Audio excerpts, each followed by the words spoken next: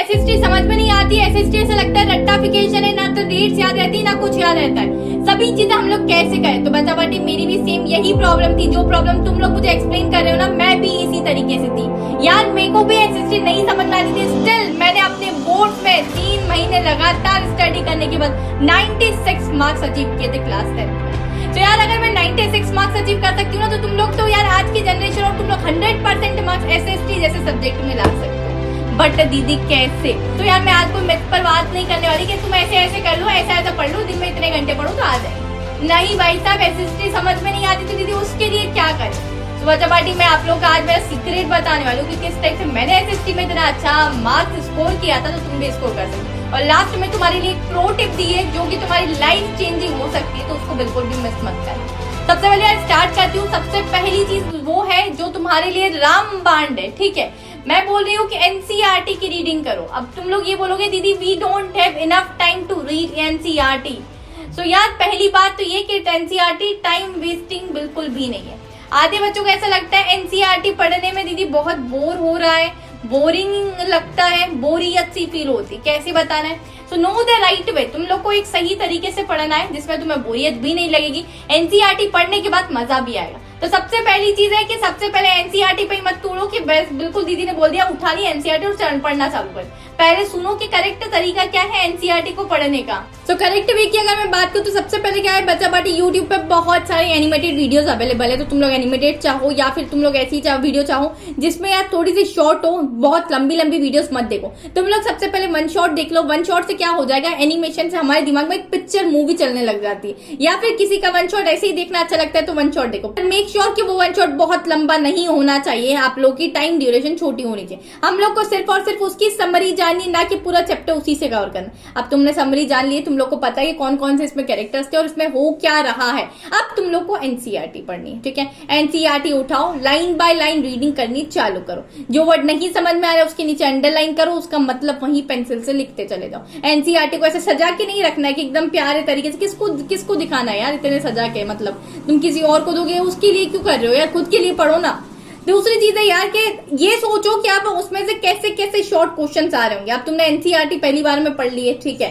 अब यार पढ़ते पढ़ते तुम लोग चीजों को अंडरलाइन करने की कोशिश करो कि मुझे ऐसा लग रहा है कि ये चीज बहुत ज्यादा इंपॉर्टेंट है या ये हमारे क्वेश्चन आंसर से मिलती जुलती है। अब देखो मैं मेरी टाइम पर मेरी एनसीईआरटी बताती हूँ कि मैंने एनसीईआरटी कितनी गंदी कर रखी थी। अच्छा बाटी ये रही मेरी एनसीईआरटी बुक, तुम्हारे सामने में लेकर आई हूँ। तुम देख सकते हो मैंने क्या बोला कि मुझे ऐसा लगता था पढ़ते पढ़ते कि ये क्वेश्चन आने जैसा है या इसमें से इस तरीके का शॉर्ट क्वेश्चन बन सकता है। तो मैं क्या करती थी, हमेशा देखो इस टाइप से इसके ऊपर यहाँ लिखते चले जाती थी। तो मुझे समझ में आ जाता था कि किस किस टाइप से यहाँ क्वेश्चंस आने वाले। बहुत सारी चीजें मैंने ऑलरेडी यहाँ अंडरलाइन करी हुई है, तो तुम लोग अच्छे तरीके से देख सकते हो। बहुत सारी चीजें लिखती रहती थी, अंडरलाइन करती थी, जिससे कि मुझे सारी चीजें समझ में आ जाए। तो यार ये मेरी एसएसटी की बुक नहीं है, एसएसटी की बुक नहीं मिल रही थी, बट मेरे पास जो बुक थी मैं इसी तरीके से यहाँ एनसीईआरटी कवर करती थी और यहाँ चीजें लिखती रहती थी।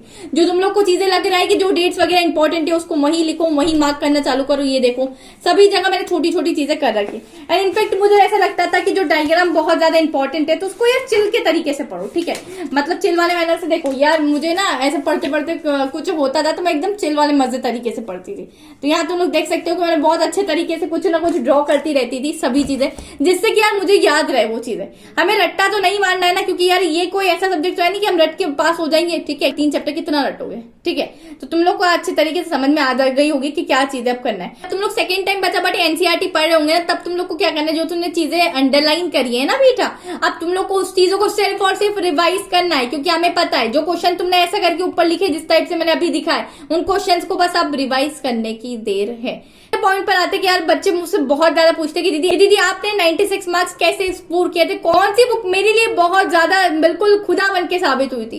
तो यार मेरे टाइम पर ओसवाल गुरुकुल की बुक आती थी, ठीक है। मैंने सबसे ज्यादा सैंपल पेपर्स लगाए हैं बच्चा पार्टी, मैं क्यों झूठ बोलूं। मैंने सबसे ज्यादा आप लोग की एनसीईआरटी पढ़ी थी, एनसीईआरटी के क्वेश्चंस कहे थे जो बैक एक्सरसाइज होती है, एंड उसके बाद सैंपल पेपर्स डायरेक्ट लगाने चालू करे थे। सैंपल पेपर जितने लगाओगे ना हमें इतना ज्यादा कॉन्फिडेंस बूस्ट अप होता है। सबसे पहले सीबीएसई का लगाओ, देन बहुत सारे सैंपल पेपर्स होते हैं वो लगाओ। मैंने उस फल गुरुकुल के लगाए थे, तुम लोगों ने पूछा था तो मैंने बता दिया कि मैंने कौन सा सैंपल पेपर लगाया था। ये कोई प्रमोशन वीडियो नहीं है, तुम लोगों ने जस्ट पूछा था तो मैं उसका आप लोग को रिप्लाई कर रही हूँ। अब यार मैं आज के जमाने में वो बुक कैसी आ रही है, इसीलिए मैं उस बुक को लेकर आई थी। मैंने उस बुक को रिव्यू भी बहुत अच्छे तरीके से करा एंड नाउ मुझे उस बुक पर पूरा यकीन है कि वो इस टाइम पर भी तुम्हारे लिए बेस्ट बुक साबित होकर रहेगी। बिकॉज यार मैंने उसमें से देखिए क्वेश्चंस को आते हुए सबसे अच्छी चीज तो बचा बटी ये कि अब उन्होंने एक नया फीचर भी इन्वेंट कर दिया है oswald.io। जैसे मतलब तुम लोग हर सैंपल पेपर को खोलोगे ना तो सैंपल पेपर में उस ऊपर आप लोग को एक QR कोड दिखेगा। हमारे फोन में मल्टीपल स्कैनर्स होते हैं तो कोई भी स्कैनर से तुम लोग उसको स्कैन करोगे तो तुम लोग oswald.io पर चले जाओगे एंड ऑनलाइन अपने सैंपल पेपर को दे सकते हो। मतलब तुम लोग 3 घंटे का अलार्म सेट करो, वहां ऑटोमेटिकली चलता रहेगा। जैसे ही तुम लोग पेपर फिनिश करोगे एक्सपर्ट तुम्हारे पेपर को चेक कर रहा होगा एंड तुम्हें पता चलेगा कि तुम्हें कितने मार्क्स आ रहे हैं। ये सबसे अच्छा फीचर लगा एंड साथ ही साथ इस बुक में आप लोग को मल्टीपल बुक खरीदने की जरूरत नहीं पड़ेगी। सभी सब्जेक्ट्स कवर हो रहे हैं। CBSE का सैंपल पेपर दिया है और बाकी सभी सब्जेक्ट्स के इनफैक्ट माइनर सब्जेक्ट के भी सैंपल पेपर गिवन है। यार सिर्फ और सिर्फ हम लोग को क्या करना है, practice makes the person perfect. तो हम लोग को प्रैक्टिस ज्यादा से ज्यादा करती रहनी है। जो चीजें डेट्स वगैरह ऐसा है ना हम लोग को नहीं याद होनी तो तुम लोग क्या कर सकते हो, रात को सोने से पहले उन चीजों को पढ़ा करो। क्योंकि रात में जब मैं सोती थी ना तो मेरे दिमाग में वही सारी चीजें चलती रहती थी। अच्छा उसमें ये हुआ था, उसमें ये डेट्स थी, उसमें ये था। तो तुम इस तरीके से अपना रिविजन कर सकते हो। जब सोने जा रहे हो ना उससे 30 मिनट पहले अपना रिविजन इस तरीके से कर सकते हो। जो भी सब्जेक्ट पढ़ रहे हो सभी सब्जेक्ट के लिए एप्लीकेबल है। तीसरी मोस्ट इंपॉर्टेंट चीज अब नोट्स। यार नोट्स बनाने में मैं नहीं बोलूंगी कि तुम लोग अपने खुद के ही नोट्स बनाओ, वैसे तो बहुत ज्यादा बेनिफिशियल रहते हैं। अब ये टाइम आ चुका है कि तुम्हारे पास लेस देन 60 डेज बचे हुए हैं। तो दीदी क्या करें, तो तुम लोग यार किसी भी मतलब बहुत सारे क्रिएटर्स हैं हमारे जिन्होंने ऑलरेडी तुम्हारे लिए नोट्स बना रखे, तो किसी एक के तुम लोग शॉर्ट नोट्स ले सकते हो। साथ ही साथ फिगर मैप्स को कैसे पढ़ना है अभी मैंने बताया ना कि मैं डायग्राम को ऐसे पढ़ती थी एकदम चिल मैनर में। या तो किसी गाने से रिलेट कर लो, सॉन्ग से रिलेट कर लो, या कुछ ना कुछ खुद की इन्वेंशन निकालो। अच्छा इसमें ये है, इसको ऐसा याद रखेंगे, इसमें भारत का नक्शा ऐसा दिख रहा है कुछ, तो भी आप लोग खुद के फन तरीके से पढ़ना उसको चालू करो, तभी चीजें याद रहेगी। अदरवाइज बोरिंग तरीके से सिर्फ तुम रटने की कोशिश करोगे तो कुछ भी याद नहीं रहेगा। सो स्टॉप क्रैमिंग, बिकॉज यार क्रैमिंग वाली चीजें तुम्हें आज याद रहेगी, कल वापस तुम भूल जाओगे। तो ऐसी चीजें बिल्कुल भी नहीं करना। क्योंकि हम क्या होता है, जैसे मैंने क्रैमिंग करी, रट्टा मारे, तो मैं ना यहाँ तक आ जाऊंगी, फिगर मैप्स फन के तरीके से पढ़ो, आगे मुझे याद ही नहीं आएगा कि इस लाइन की बात क्या था, या स्टार्टिंग में आंसर स्टार्ट कौन से वर्ड से हो रहा था। अब मैं स्टार्टिंग वर्ड को ही सोचने के लिए इतना बैठूंगी तो मेरा टाइम कितना ज्यादा वेस्ट हो जाएगा, तुम भी खुद सोचो। ठीक है, तो ऐसी चीजें बिल्कुल नहीं करनी। अब यार थ्योरी इंपॉर्टेंट है तो पहले थ्योरी को कवर करो, देन क्वेश्चंस की तरफ जाओ। मैंने अभी आप लोगों को बताया है किस टाइप से तुम लोग को थ्योरी को कवर करना है। ठीक है, सबसे पहले कोई वीडियो देखो एनिमेटेड, देन आप लोग की NCERT रीडिंग करो, देन क्वेश्चंस को उठाओ और क्वेश्चन सॉल्व होने लग जाएंगे। ठीक है, अब नेक्स्ट सबसे यार जो मोस्ट इंपॉर्टेंट चीज होती है ना, दैट इज पेपर प्रेजेंटेशन। इस पर मैं डेफिनेटली एक सेपरेट वीडियो बनाऊंगी।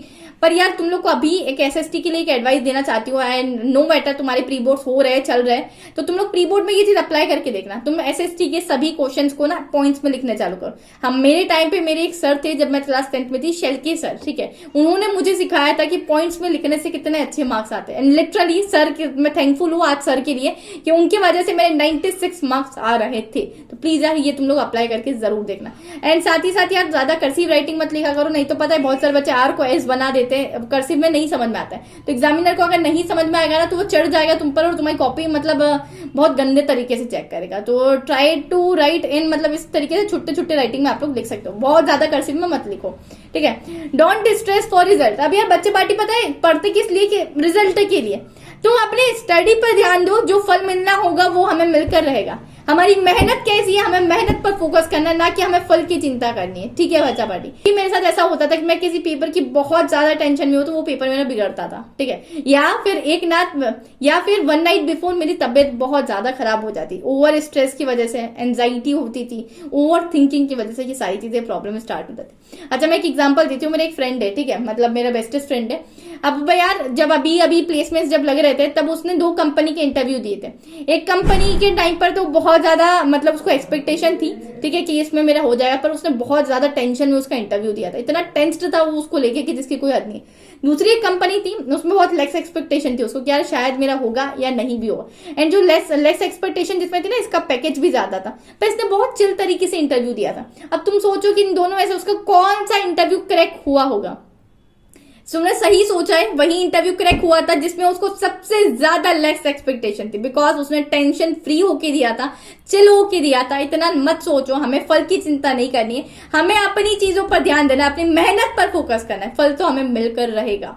ठीक है, तो यार रिजल्ट के बारे में ओवरथिंक मत करो, मजे या ट्रिक से कोई पढ़ना चालू करो, बहुत सारी ट्रिक्स अवेलेबल है, तुम खुद की कोई एक अपनी नई ट्रिक भी बना सकते हो। साथ ही साथ यार मैं यही बोलना चाहूंगी यार, जिस एग्जाम में टेंशन लोगे है वो बिगड़ेगा ही सही, तो क्या करना है, उठो, आग लगा दो अभी से, सभी चीजें तुम्हारे लिए, सभी रिसोर्सेज अवेलेबल है, बस हमें पढ़ने की देर है।